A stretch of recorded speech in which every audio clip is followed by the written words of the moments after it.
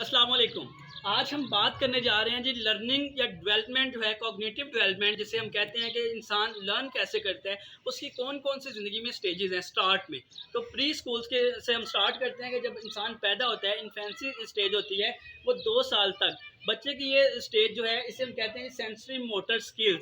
इसमें इंसान जो है वो क्या कर रहा होता है, वो फिज़िकली तो डेवलप हो रहा होता है, लेकिन इसके साथ-साथ साइकोलॉजी ये कहती है कि बच्चे की जो इमेजिनेशन होती है वो ऑब्जेक्ट्स इर्द-गिर्द के माहौल को देखकर बनती है, वो अडॉप्ट कर रहा होता है माहौल में। जबकि उसकी इमेजिनेशन अभी ब्रेन तक नहीं गई होती, उसके चीज़ को सेव नहीं हो रही होती उसके माइंड में, और फिर ये सिलसिला चलता है और इसी 2 साल के अंदर-अंदर बच्चा छोटे-छोटे प्रॉब्लम्स को हल करना शुरू कर देता है और वो छोटे-छोटे मतलब आप उसे ब्लॉक्स पकड़ाएँ, वो उनको जोड़ने की कोशिश करेगा। वो फिर उसे पता है कि जब उसके सामने फीडर आता है, तो वो खामोश हो जाता है, वो रोना बंद कर देता है। इसका मतलब है कि उसे पता है कि अब मुझे जो है कुछ खाने को मिलने लगे हैं। तो कहने का मतलब है आहिस्ता-आहिस्ता वो चीज़ डेवलप कर रहा होता है, तो लर्निंग तो वहीं से स्टार्ट हो चुकी होती है। लेकिन उसके बाद जो इम्पॉर्टेंट स्टेज है वो प्री ऑपरेशनल स्टेज है, जो 2 से 7 साल तक चलती है।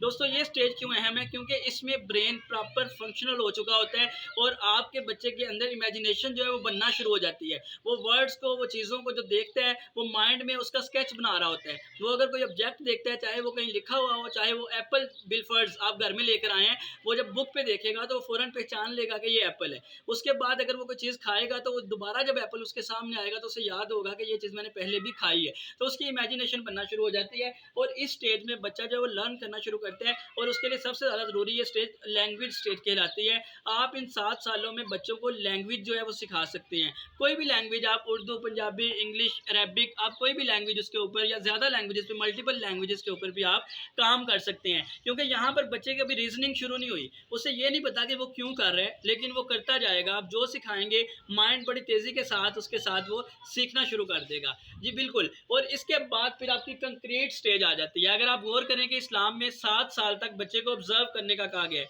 और 7 साल की उम्र में नमाज़ फ़र्ज़ कर दी गई। साइकोलॉजी क्या कहती है? साइकोलॉजी कहती है कि 7 साल तक बच्चा रिपीट करेगा कामों को। तो वालिदैन खुद नमाज़ पढ़ें तो बच्चा नमाज़ उनके साथ पढ़ना शुरू कर देगा। लेकिन 7 साल के बाद उसके बिलीफ बनना शुरू हो जाएँगे। वो चीज़ों को अंडरस्टैंड करेगा, वो कि उसके अंदर लॉजिक तलाश करेगा।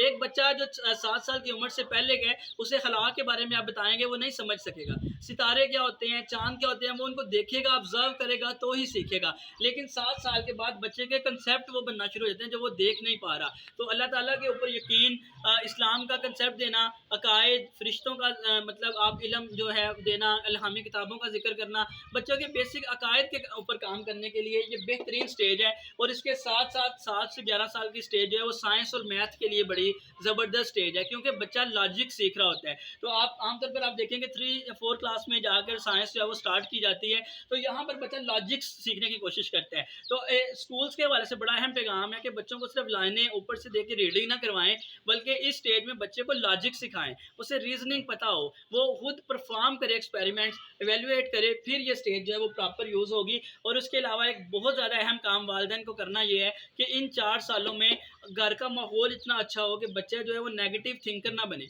यहाँ पर जो नेगेटिव थिंकिंग डेवलप हो जाती है वो सारी ज़िंदगी साथ चलती है।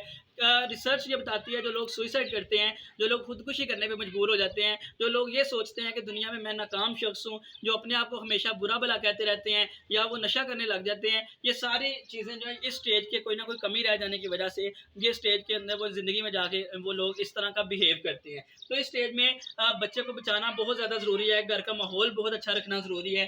फिर हम इसके बाद चलते हैं जी लास्ट वन स्टेज जो यहाँ पर ज़िक्र किया इस थ्योरी में, वो है फॉर्मल ऑपरेशनल स्टेज। ये वो स्टेज है प्रॉपर जिसमें बच्चा रीजनिंग कर सकता है, बच्चा कंपैरिजन कर सकता है और बच्चा इवैल्यूएशन कर सकता है। वो क्लासिफाई करेगा, वो चीज़ों को अंडरस्टैंड करेगा, वो एक से दूसरे का कंपैरिजन करेगा, वो ये जान सकेगा कौन सी चीज़ बेहतर है। उसके जो पीछे उसके अकायद बने थे, जो मतलब आप कह लें कि उसकी लॉजिक्स जो है वो डेवलप हुई थी, अब उन लॉजिक्स को यूज़ करके इस स्टेज के ऊपर वो उनको परफॉर्म कर सकेगा। उसके इस स्टेज में बड़ा ज़रूरी है कि बच्चे को एक्सपेरिमेंट्स करवाए जाएँ, उसको बेहतर से बेहतर परफॉर्म कर। प्राइमरी लेवल बच्चा इस स्टेज में अमूमन क्रॉस कर चुका होता है।